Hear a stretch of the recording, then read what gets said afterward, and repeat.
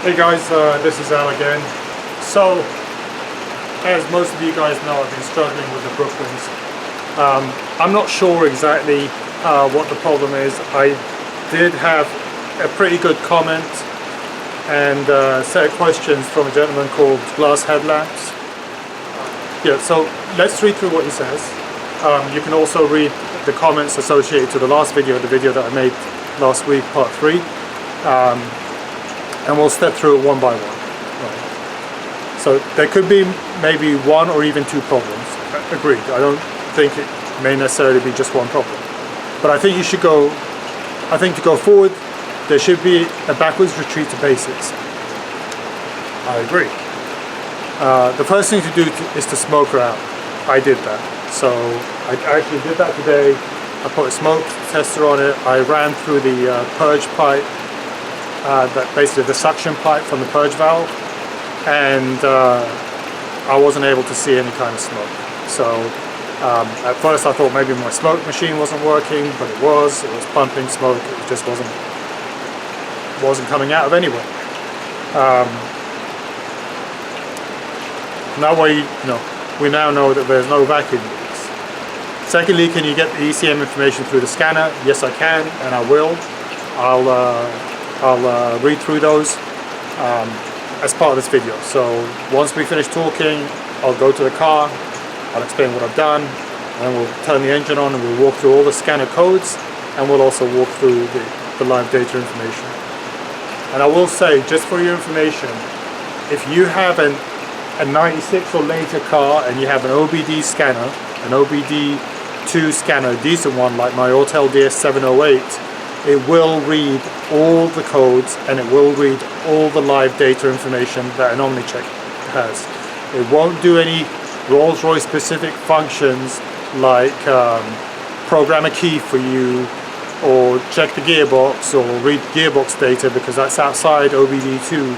But as far as the engine goes, it will read everything. So I can read the ECM information, I can read the manifold absolute pressure information, seems to be functioning fine, the coolant temperature sensor, all that stuff.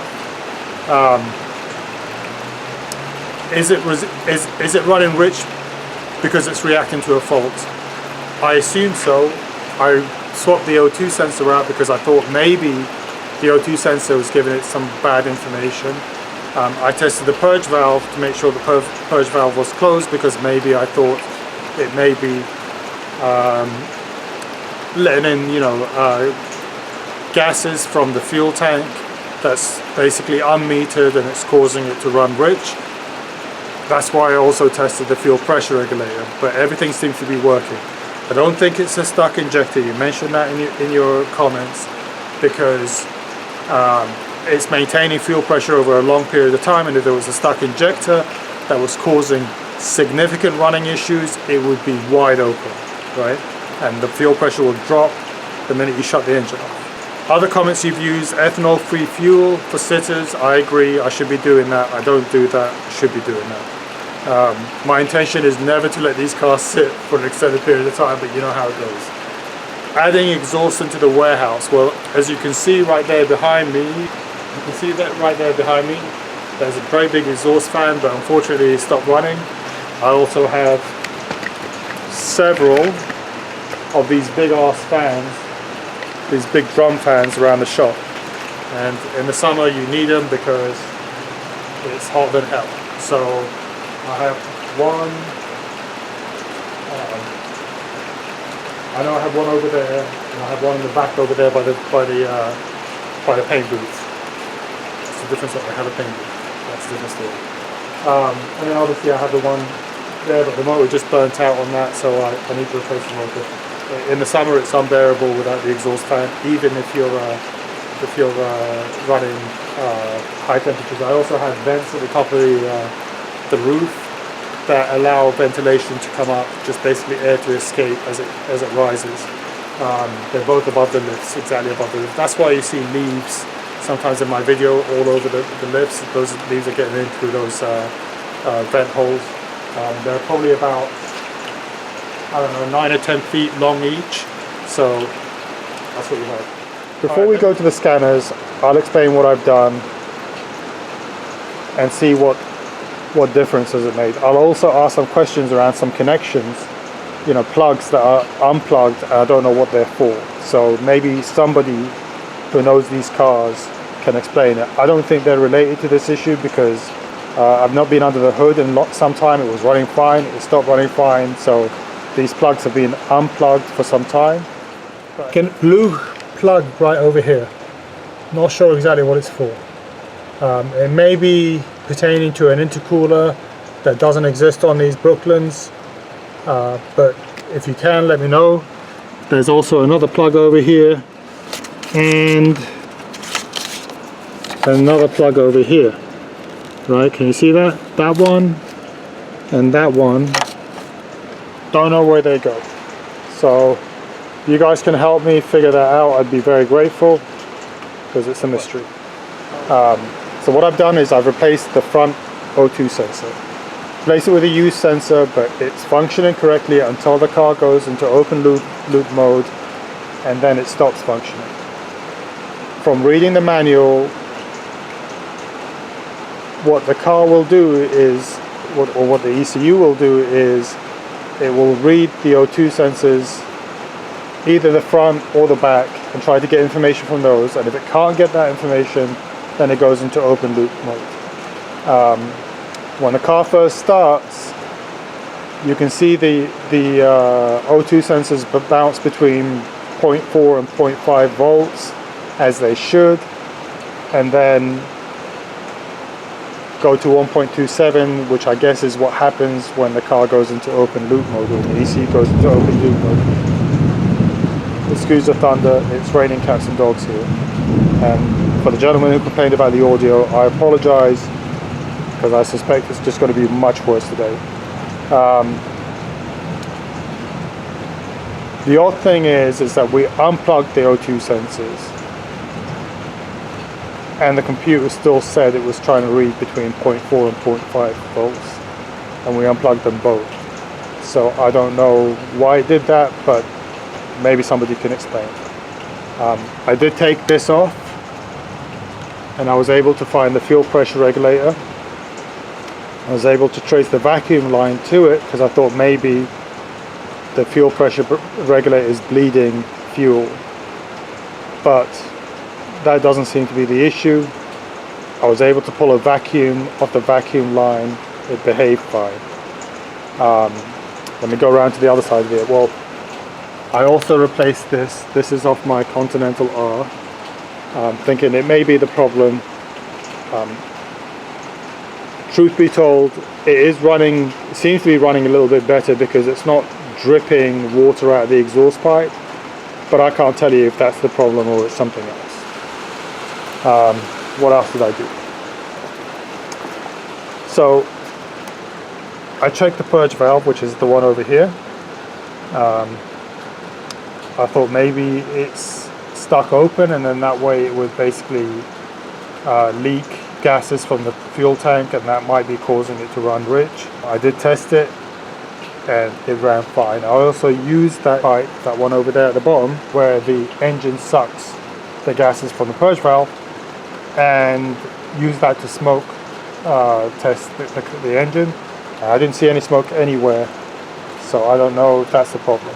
Fuel pressure is actually interesting because it did drop down to about 5 psi, and I was thinking it may not be a leaking injector, but it could be if it's dropping down that quickly. The car was running about an hour ago, so I don't know whether it should drop fuel pressure so quickly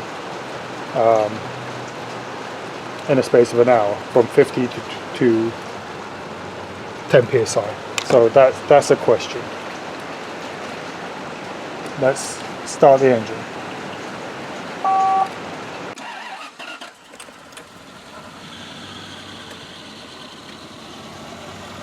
Now you can see fuel pressure.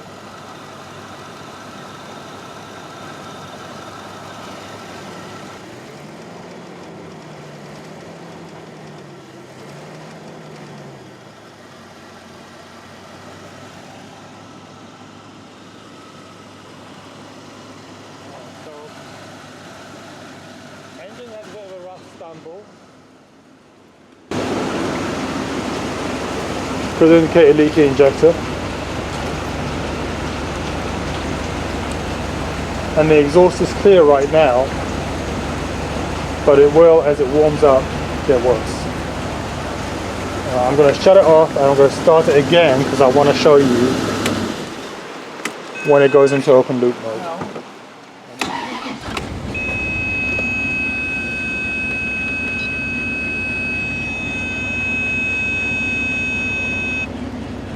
We're going to go into live data.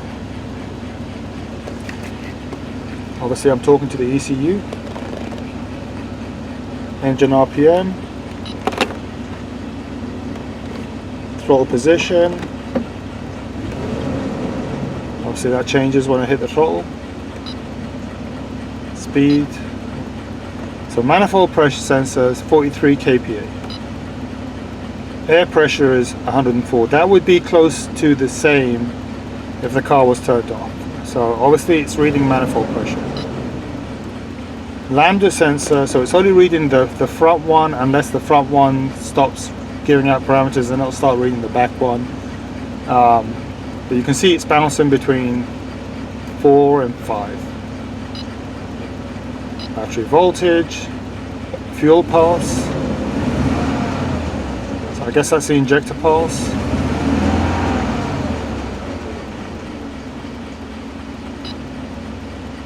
Short-term fuel trim is at 4%, so it's actually richening right now.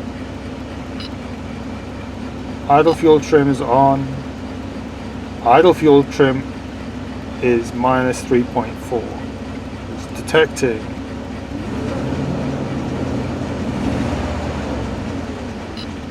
rich condition. Ignition advanced, as you can see, so it is advanced at the timing. Let's rev the engine up.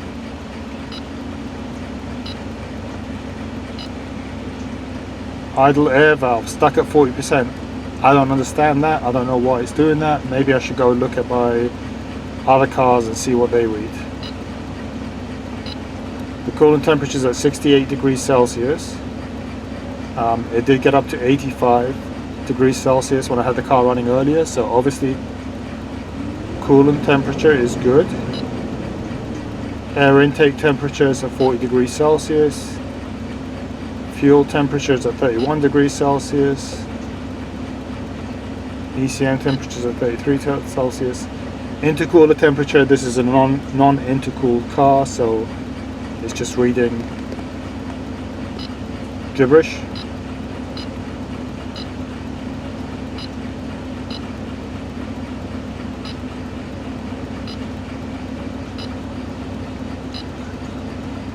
Alright, so let's cycle through this again and see if the car's gonna see. Now it's gone into open loop, so it's stuck at that 1.275.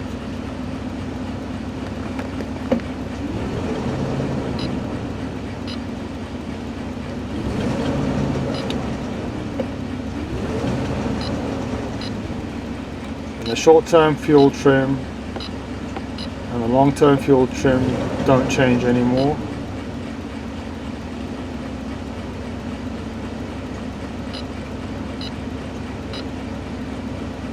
And that's basically what I have in live data.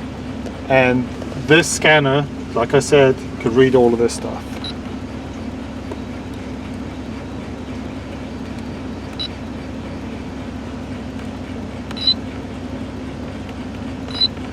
Let's see what the fault codes read. O2 sensor, circuit bank 1, sensor 1.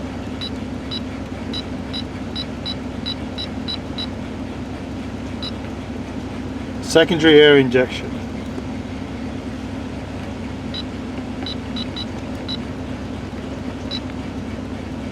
Turbo supercharger. Wastegate solenoid.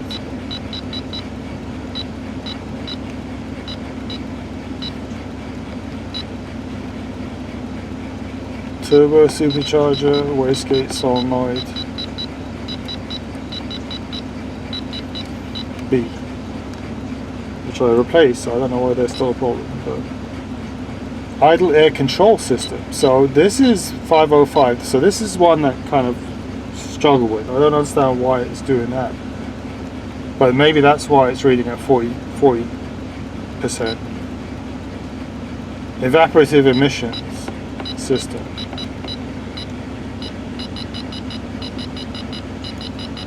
Purge control valve. So I checked that, it's closed. So I don't see what the problem is. I can check it again. But 2670, unknown fault code, 4610, unknown fault code. Air conditioning, ignore that.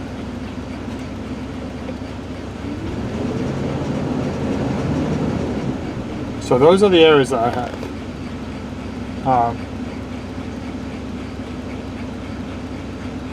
What could be the issue? I don't know. Like, I'm testing the purge control solenoid.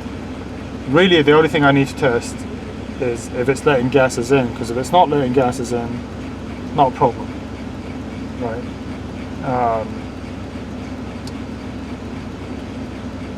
Could there be an electrical problem? Could the ECU be hosed?